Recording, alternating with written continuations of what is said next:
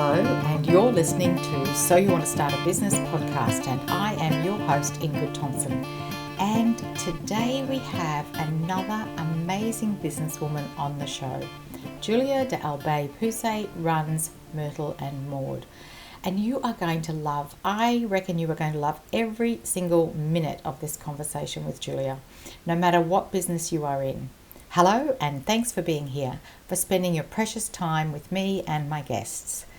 Business, and especially the financial side of business, has become overcomplicated, and I aim to simplify it. My business is called Healthy Numbers, healthynumbers.com.au, and I am on a mission to help every business owner understand how money works in their business, because I believe everyone deserves to be financially savvy when it comes to understanding how money works in business. In this podcast, we meet business owners and we delve into their wisdom and the lessons learned to offer easy business life hacks and debunk common business myths. I'm keen to give you tangible and tactical tools, tips, and tricks to revolutionize how you build and grow your own business. My mission is to help small business owners find lasting financial safety. That's why I wrote the book, So You Want to Start a Business. This book helps you understand the business fundamentals and find your level of financial safety. This book is the only advertising on my podcast, and my guest. Pretty much every day, someone somewhere in the world buys a copy of this book. Thank you so much. Head to wherever you buy your books online to order a copy. Julia says, don't be scared of failing. Just don't put a lot of money behind it. She says, listen to what your clients are asking for.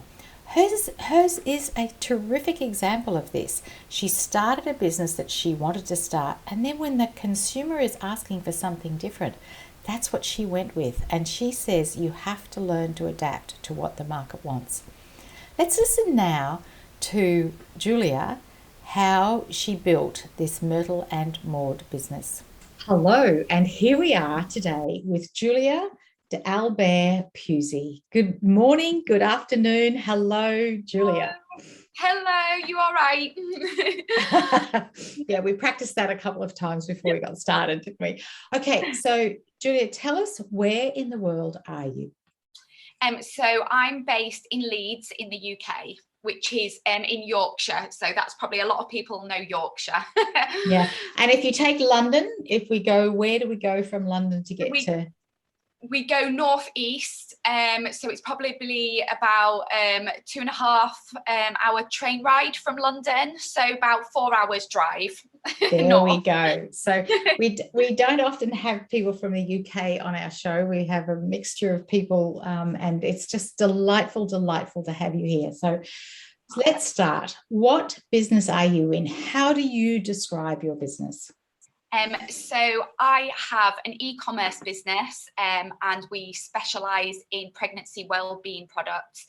So we sell vitamins, teas, natural products that are vegan, organic, cruelty-free. Oh, and you know, when I read about your business, I just couldn't wait to have this conversation. I just think it's such a beautiful range of products to have. So when did you get started with this business? So the idea probably came around in like 2016. We kind of tested the market, we researched it, but really we kind of got started 2017. Again, really tested the market in that year. So yeah. Yeah, so that's 3 or 4 years of business. So yeah, so you really, you've figured out what's going on. So why did you start this business? Why? I've always kind of had an entrepreneurial kind of spirit in me. I've never really had the proper office 9-to-5 job. You know, I've done numerous different jobs, but never had that kind of type of job. But it's kind of more of the forward thinking of freedom for me. I know that you don't get that in the beginning at all, but to be my own boss was a big thing for me. You know, if I was to have family, etc., you know, you've got a bit more flexibility. So it sounds like the business was about you having that freedom and flexibility from the beginning. Yeah, that's it. And how are you going with that? You mean I can leave the office and go and get a coffee when I want, but that's about the only flexibility I've got right now. It's a question of resource, and it's building up to get to that point. And we're kind of getting there now. We have someone who will be taking over the orders and the day-to-day running, but you have to build that into the plan. So yeah, we are getting there, but I reckon another year and we'll be there. And you'll be there. So that's sort of that 5-year-ish sort of mark, isn't it? Yeah, which I think is quite typical for particularly a product-based business. Yeah. And you said you've always had a bit of an entrepreneurial spirit. So you have kind of had other experiments in the past, haven't you? Which you've drawn on. And we might come to that as part of the questions. Okay, so it's for 4 or 5 years down the track. Has there been a point where the business feels real, that you're actually in business? And if you've had that, what was it? When does this business feel real? Yeah, I'd say it was 2 years in, after we tested the market and sales were actually coming in. It was around then we thought, right, let's come out with some other products that weren't, because we actually started with just morning sickness, so we were really quite niche. So we thought, let's come out with some other products to keep the consumer for a longer time. And it was probably around the 3-year mark we thought, wow, we've got legs. It's just capitalizing on the legs that it had built. So we'd grown organically all the way through. We hadn't put money into marketing. And I'd say about around 3-year mark, we thought, yes, something's here. Isn't that interesting? That's, I love this question because it's really sort of sees where do you get the idea that, okay, this has legs, as you said. And so, yeah, so you could see that you could build some other products on what you were already doing. Yeah. So when you got started, who were those original customers and how did you know that there was a market for what you were producing? You started in the morning sickness product business. So how did you know? So with a website, e-commerce business, it takes time to build kind of the domain authority. So I would always go and test on something like Amazon or Etsy or something like that to see if there's a bite. Sorry, I've forgotten the question again. I went off track. Oh, no, that's okay. It's like, how did you know in those early days, that first couple of years you were working on your product, how did you know that anybody wanted this? Yeah. So we don't have to really go out and find our customer. Our customer kind of finds us, which is a bit different for us because they type in morning sickness and we pop up. But it was through Amazon really, and we just started getting the customers, and they were coming to us. I did have a business prior to this, which was more in kind of like travel sickness. And when I was doing that, I had pregnant women coming to me saying, oh, do they work for pregnancy? Oh, can you send them quickly? So we kind of looked first to see, is there anything out there? And there wasn't.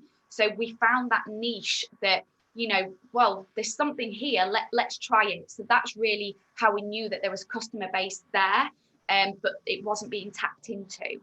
So that's a particularly interesting aspect of this, because so often we get people who want to start a business and they're so attached to where they are. So you were truly listening to what your people were asking for. And when I looked at your website, I wasn't looking for morning sickness, but I thought to myself, wonder if this works for travel sickness. And of course it says there, this particular product can work just as effectively, but you actually came to it thinking it was going to be travel sickness. And then the market said to you, actually, that's not what we need. This is what we're really looking for. And nobody else was doing that. Yeah. So that's a huge lesson to take. If you're, for the people listening, is that sometimes we might start a business thinking this is the one we're going to do. So how does that feel, Julia, when you're actually, you get started thinking this is where you're going? How does it feel to have the market pull you in a slightly different direction? Yeah, I definitely think in business you have to learn to adapt and pivot. If something's not quite working or it doesn't feel quite right, you've really got to adjust yourself and think, okay, what is it asking me? Is there something that my competitors doing that I need to be doing, or something they're not doing that I should be doing? So you really have to keep, looking at what your proposition is and keep questioning it really. and adapting. You know, if you have to pull the plug, pull the plug. That's what I say. Don't be, I'm not, it sounds really weird, but I'm not attached to my business. It's not my baby. And sometimes you need that kind of, you know, distance between you and the business. Some people get so emotionally attached, and almost you need to see it as a different entity. So if something's not working, if product's not working, just call it a day. You might have lost money, but call it a day. That's such, yeah. that is so wise. That is so wise, but it's very hard for people to do that. Yeah. Did you have sleepless nights? Did you vacillate backwards and forwards? How do you make that decision? Yeah, you honestly, starting your own business has such an effect on it's all consuming. It has an effect on every part of your life, your personal finances. You know, us going to go and get a mortgage, you're questioned so much more than the average person who's got a job and they work the 9 to 5 and the money's coming in. You're questioned so much more. So it does affect every bit of your life. So of course there's sleepless nights there, but you know, you've always got to have a realistic head on yourself and say, you know, this product's not really working, or this branding's not quite working. It's not quite, you know, getting where we want it to go. And sometimes, you know, we've stopped halfway through and said, we need to rebrand. Something's not quite right. And you have to call it. You have to call it. Yeah, it's tough. Actually, it's so true what you said about the mortgage and when you go for any kind of finance. I know someone who runs an incredibly successful business the bank wouldn't give her a credit card because she didn't have a wage coming in. And yet she has this enormously successful business. So you're right. You're treated quite differently when you're a business. Yeah. So let's talk about money, because that's one of my favorite subjects. So you start off doing this. Like, how do you figure out how much to charge? How do you figure out how to make it viable? Tell us about this.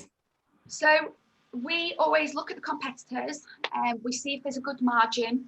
And then we usually like to double. That's how we like to work. But if you're going retail, they always like to make 50-60%. So you've always got to add that into the calculation. I'm lucky because my business partner is my husband, and he is a finance guru. He is actually a finance consultant. So he deals with all the numbers. And I think that's really important when you're starting out in business. If numbers isn't your game, you need someone on board that is, because it can quickly go, go out of control. So you need to have someone who's got a good knowledge and a good handle of a good Excel sheet. That is his forte, is a good Excel sheet, because someone can't do everything. That is just not, realistic. So yeah, that's how we usually work. We look at the competitors, we look at the margin, we make sure that there's a good profit there, but also keeping in a calculation to, if we were to go retail, that there's a margin there also. Yeah.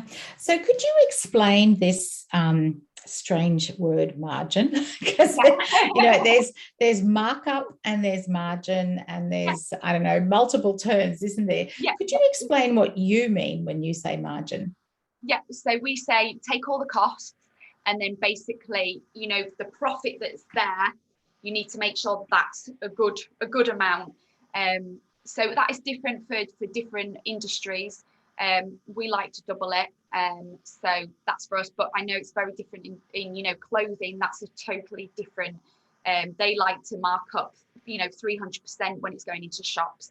So for us, it's not so bad because we're e-commerce, and we make a lot of profit from that. But if it is, we do like to take into account the margin the shop likes to take as well. Yeah, because the shop takes some of your money. So when you're making a product, you have all the bits and pieces that go into the product, all the ingredients, and then you have the packaging, and then overall you have the branding and the coloring and the advertising, like all the colors and the logos, and you've had to pay for those. And then you have the shipping, and you have the getting it together and putting it. So there's actually a lot of different costs involved. Yeah. We just usually take the direct cost, so just the components of the product, usually at landing. So depending where we got it from, it's the landing cost. So we take into account the direct costs and then add our margin on top of that. And that usually takes in account of, your running costs, your graphics, your advertising. So yeah, that's how and we all work. of those sorts of things. Yeah. Okay. And I do notice that because you're in the UK, you have free shipping over a certain amount. Yeah. And that's if people buy from you directly. So let's talk about customers, clients. Yeah. So do you get customers that find you directly? And do you want to just tell us right now where people can find you? Because now they're listening, they're going, oh, I want to find out what's going on here. Tell us exactly the website. So it's myrtleandmaude.com. Yes. So that is named after our grandmothers. Oh, So, is that where it comes from? I did have a look around to see if I could see that, and they're just beautiful. So it's spelled MYRTLEANDMAUDE. Yeah, correct. .com. And so that you can order directly from you. And I notice you have multiple currencies that you sit there with. And then also the products are available elsewhere. Yep. So Amazon, that's we sell quite a bit on there. That really kept our business going. That was the momentum that we needed to keep us going. There were times we were like, oh, how do we keep this going? Do we? But through it all, Amazon was the one that kept us going. So you give a portion of the money to Amazon. Yeah. The thing is, they have a greater reach. Yeah. People who bought this also bought that. And so you get that sort of flow on. Mm-hmm. Yeah, I think it's 15 to 20% that they take, but they've got such a big reach. And if someone, people trust Amazon. So if they've got a Prime account, they know they're getting it next day. There's loads of different perks that the customer can get. So yeah, for us, it was a no-brainer to go onto Amazon. To do that. So how else do you get new customers? So you said that you hadn't spent money on advertising, that it had been quite organic. That was 5 years ago. So 2021, as we're talking, what's happening now? Yeah, so like I said, we grew organically for about 3 years, basically from word of mouth as well. So pregnant women love to talk to pregnant women about what they're using. So that really helps us. But in year 3, just before COVID kind of descended on us, we actually decided, let's try some Google advertising. And we turned on Google Shopping and it was like a switch. I can't even explain to you, it was like a switch. Our sales grew by about 300% overnight. So that was huge for us. Since then, we have tried Facebook and Instagram, but it's not worked the way that Google advertising has for us. And I think what it is when you go into Google, it's people who they know what they're looking for. So they're typing in morning sickness or raspberry leaf tea. So they've already got the intention to buy. So we're just there to go, hello, we're here. Whereas on Instagram or Facebook, it's just kind of guessing who might buy your product. So it's not, the customer's not got the intention to buy. They're just saying, oh, this customer could be pregnant. Let's put it out in front of them, which is great for awareness. But we need customers that are actually ready to buy.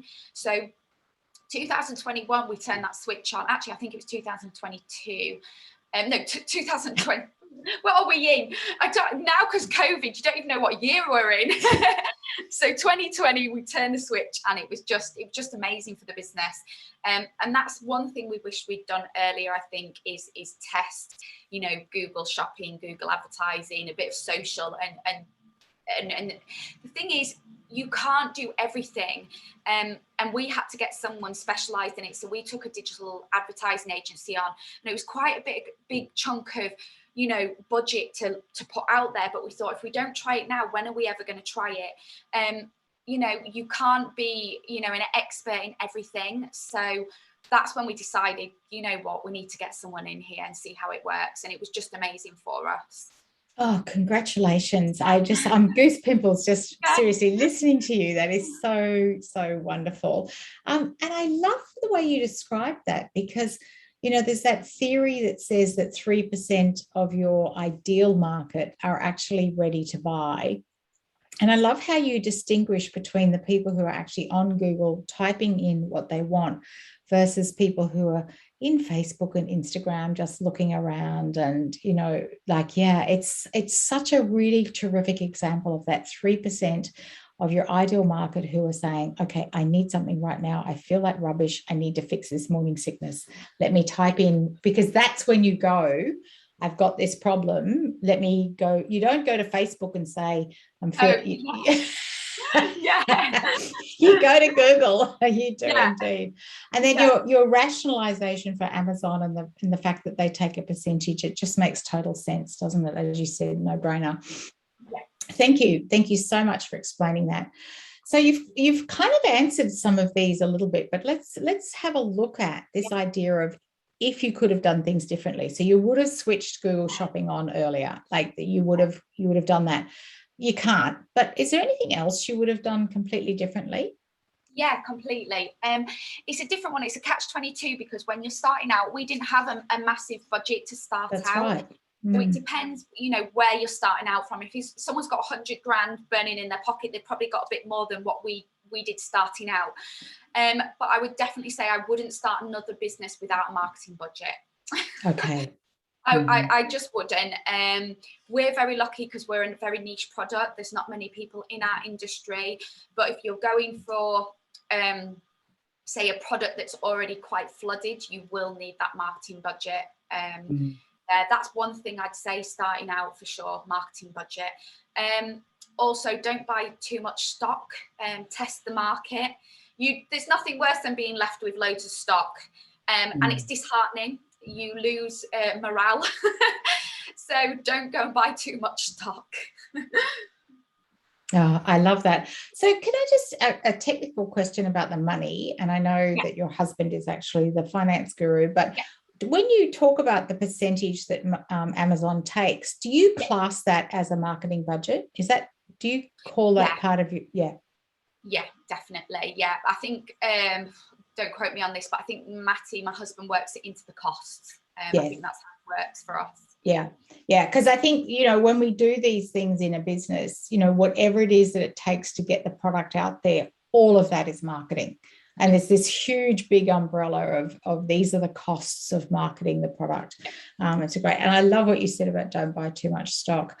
There's a gorgeous podcast episode way back in the early days of someone who spent way too much money on business cards and things that, again, it's that same idea of you just get so excited and they're still sitting in the shed somewhere. I think, if I rang her now, I think she would say they're in the shed. So just don't buy too much of what you don't need. Yeah. So is it tough? I mean, and this particular year has either, it's caused all kinds of things for all kinds of people, but setting that aside, business, getting started 5 years ago, choosing a product, having to change your product, pivot, listen to customers. What's tough and how do you get through tough? Tough. Is business tough? Yes. In the short answer, I think sometimes my friends see what I'm doing and they're so excited for me, which is amazing. And then they're like, I want to start a business. And suddenly my face drops. Like, I think they can just see my face. And it's not that I don't want them to. I just think, you're on such a good wage. Why would you do this? And it's very hard. But I think what people don't understand, it's all consuming. You don't leave the office at 5 and you switch off. There's none of that. You're taking your laptop home. You're putting your laptop on at night. And for me personally, if I have to get personal about it, I'm at the age where people go, are you not going to have kids? Are you not going to have kids? And I think, I don't know how I would do the business and have kids at the same time. And, to women who do it, it's absolutely, I'm hats off, because I'm like, I honestly don't know. But so there's sacrifices there. There's, we've had to even put off, potentially having kids, because I just don't think I could cope with the stress. So the personal sacrifices aren't just, I'm setting up a business. I haven't had a proper wage for probably 4 years, because we're looking at the longer term plan. So it's not just going, I'm going to set up a business and it's going to be making me a wage. It's not that. We put all our money back into the business. So it's all consuming. There are days when you don't sleep at night. There's days when you cry, but there's also positive things that come with it. I can't be all negative. Seeing how the brand grows is being such an amazing journey for us, and learning to adapt, to adjust, that's been fantastic. And if someone said to me, okay, well then would you go to an office and would you have that office job and you'd be on 100 grand a year, I'd say no, I'll keep going with what I'm going with. So you know, there's something there obviously that keeps pulling me back. So Juliet, thank you so much for your honesty. Honestly, yeah. I think, thank you. It is this pull, isn't it? It's this, yeah. And you know, when you say about not paying yourself a wage, you're also not contributing to superannuation, you know, this future, but you're building that in a different way because you're building this asset that you have. So what is it about that keeps you going? I think I love product development. I think I went into the wrong game. I love product development, and I love seeing the products come to life, and I love seeing how it helps people. So for me, I've kind of grown up. My mum was a nurse. She always used to try and help us with natural products.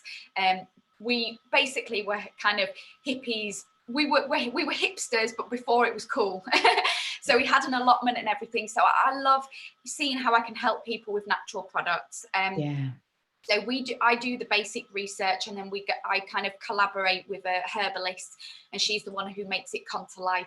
So I think it's the product development that keeps me coming back. I love seeing, because I do the branding as well. So it's kind of seeing that, you know, from start to finish, and it's selling and it on the shelf, basically. I think that's what keeps me coming back. Yeah. And I think, you know, in a world where it's so easy to head to the pharmaceutical, and, you know, before we came into this discussion, we talked about the 1960s, and, you know, there was a particular drug that was administered to people who were pregnant that had all kinds of effects and impacts on the women, the babies, the future adults as they were. And to be able to bring something that is completely natural and based in botanicals and herbals is really, I think the time has come for this, really, hasn't it? I think that it's so worthwhile what you're doing. You can't do it all yourself. You've got Matt there with his Excel spreadsheets and his financial wizardry. Yeah. Who else? How do you build a team? Have you brought anybody on? Who are the first people?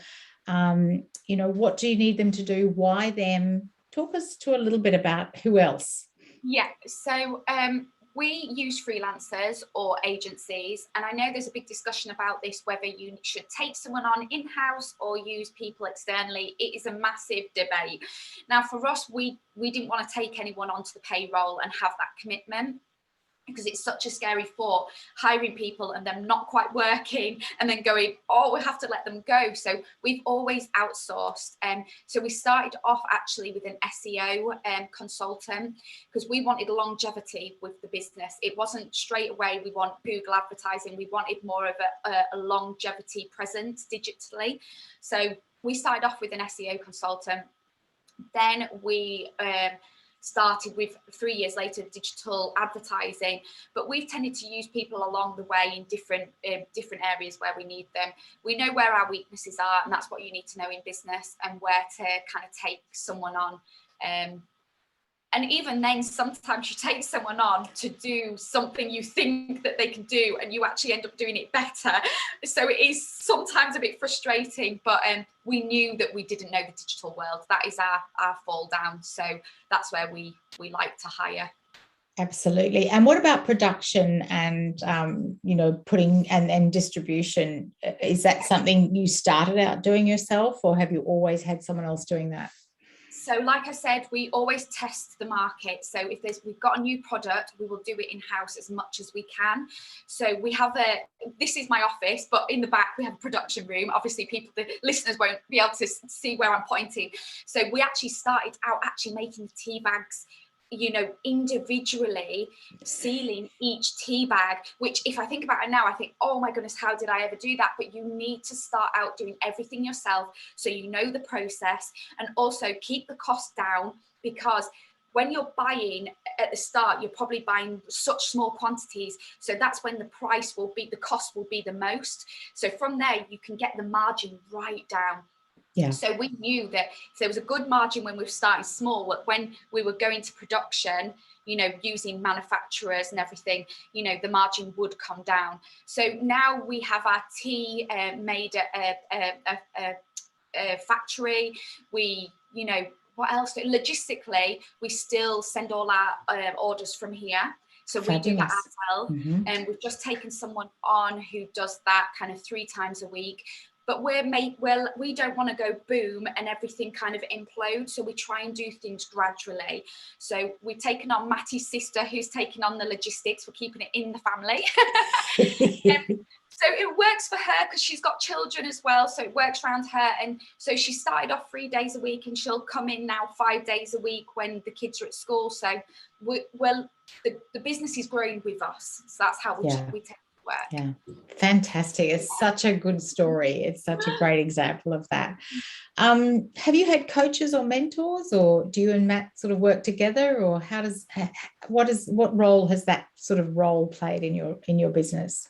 Yeah, we when I started out, you might have heard of the Prince's Trust. It's pretty big. So I started out with a mentor in that.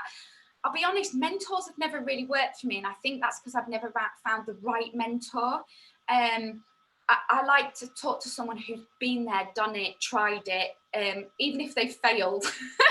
You need to have a soundboard who understands the personal finance that goes into it, the sacrifices that go into it, for someone to give you that advice personally. So, but we'd love to have a non-exec on board. So we actually are looking for one currently, because we want someone who's, a bit wiser and knows where to kind of make the right decisions. So we're kind of at that point now where we're looking for a Ned. Okay, yeah, that sounds like a really sound next person to bring on board, and work with that. Okay, feedback. Where do you get the best feedback? From our customers. They are not short of forthcoming.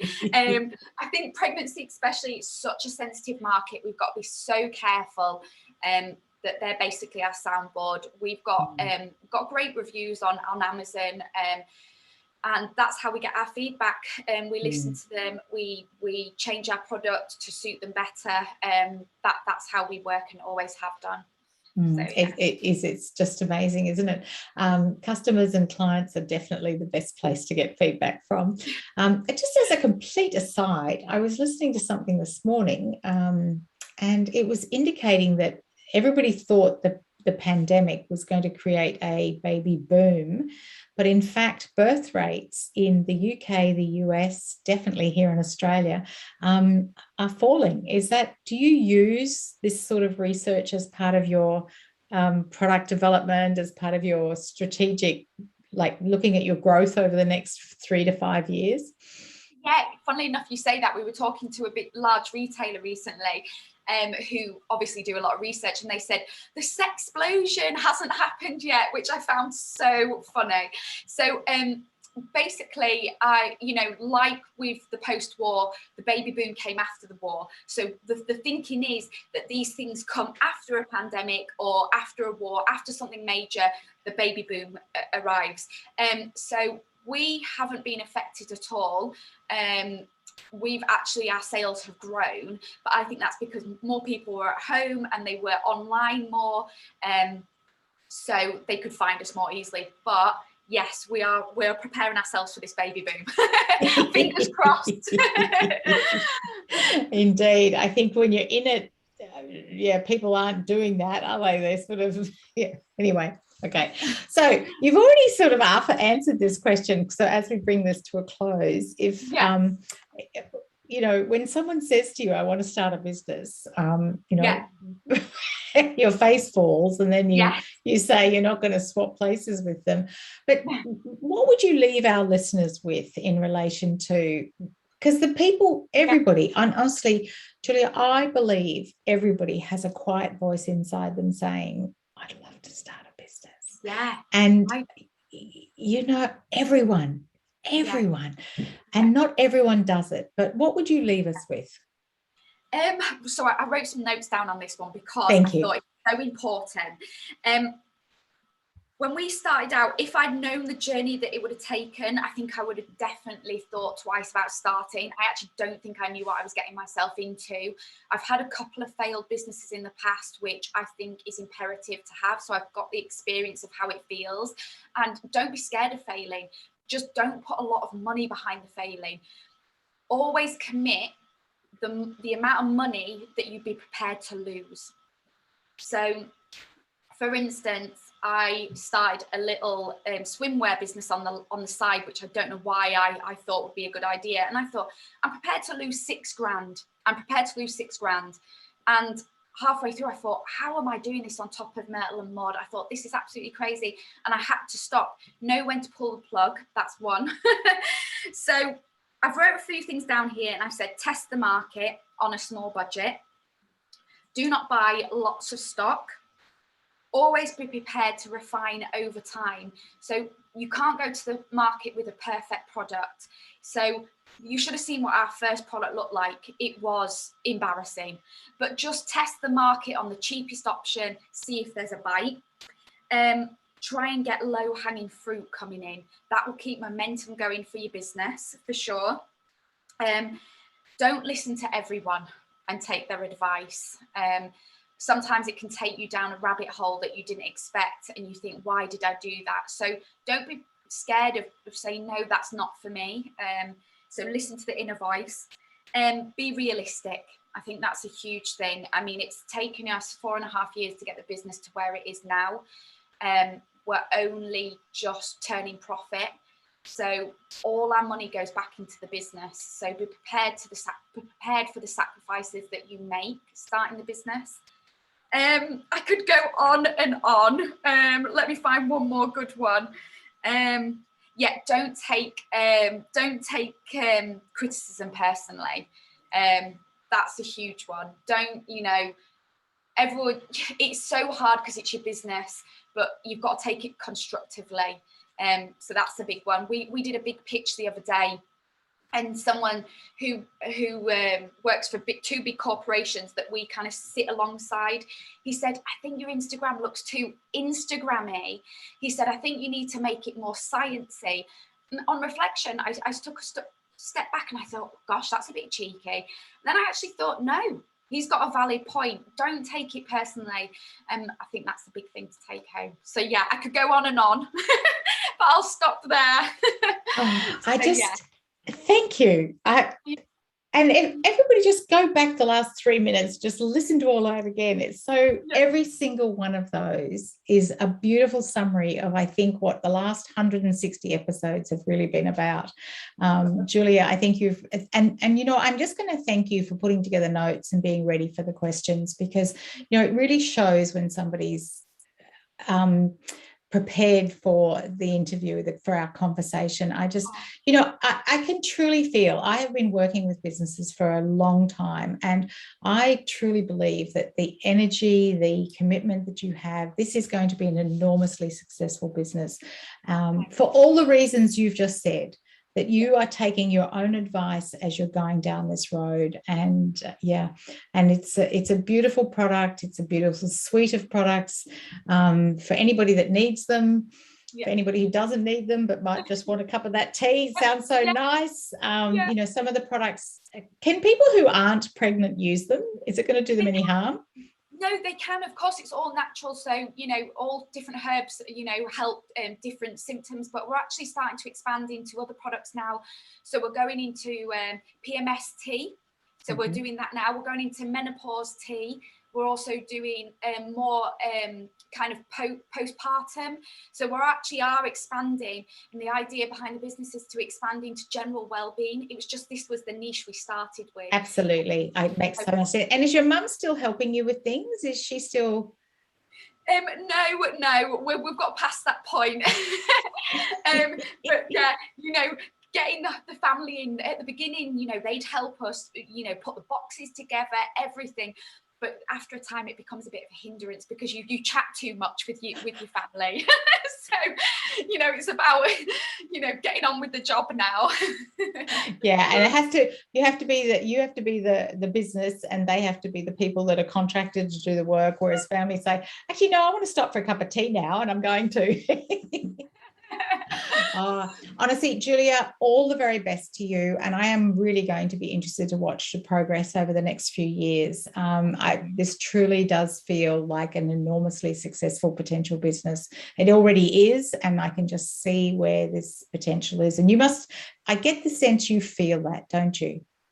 Definitely. It's probably only in the last year we've felt like that. And you know, like I said, we did a big pitch last week and it was received really well. And when people, you know, CEOs of these big corporations are saying, you know, this, you've got something, and we've had such good growth over the last 3 years that we'd be silly just to throw it all in now. Like I said, there's not much profit there, but there's growth. So we're working on the profit element.